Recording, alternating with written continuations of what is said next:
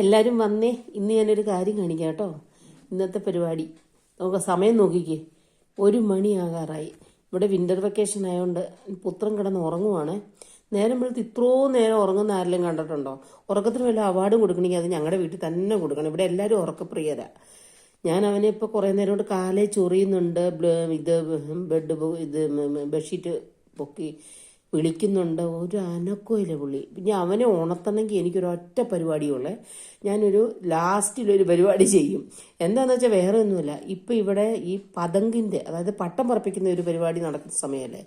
അപ്പം അവധിക്കാലത്ത് അവനോട് ഉറക്കത്തിലൊന്ന് പറഞ്ഞാൽ മതി, മോനെ എഴുന്നേക്കടാ പോയി പട്ടം പറപ്പിക്കടാന്ന്. വേണ്ടേ, പട്ടത്തിന് പേര് കേട്ടപ്പോൾ തല പൊക്കി വരുന്നത് കണ്ടോ? ഇതാണ് അവൻ്റെ പരിപാടി.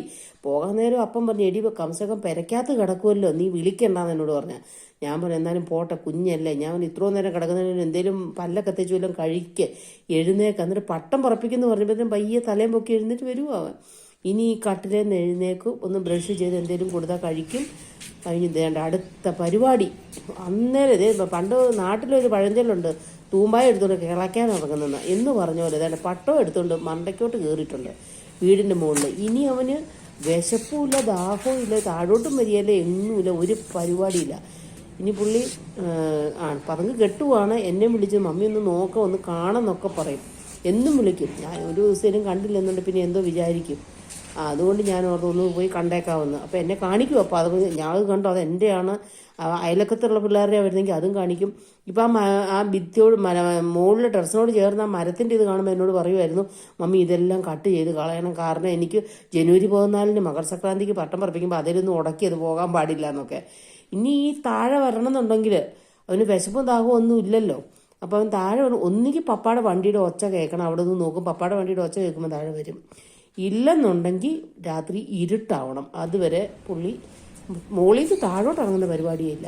എന്തായാലും അവൻ്റെ പട്ടം കട്ടായിപ്പോയി. അത് പോയി, ആദ്യത്തെ പട്ടം അങ്ങ് പോയി. ഇനി ഇനി കെട്ടുമോ അതോ താഴോട്ട് വരുമോ എന്ന് എനിക്ക് അറിയത്തില്ല. ചിലപ്പോൾ അവൻ പറഞ്ഞു ഒന്നുകൂടെ അത് വിഷമിച്ച് നിൽക്കുവാണ്. രണ്ടാമത്തെ പട്ടം കെട്ടി. ഒരു പട്ടം കെട്ടിക്കഴിഞ്ഞാൽ അത് പൊട്ടുന്നവരേ ഇതാ പരിപാടി. എന്നാലോ അതിനും വലിയ രസം.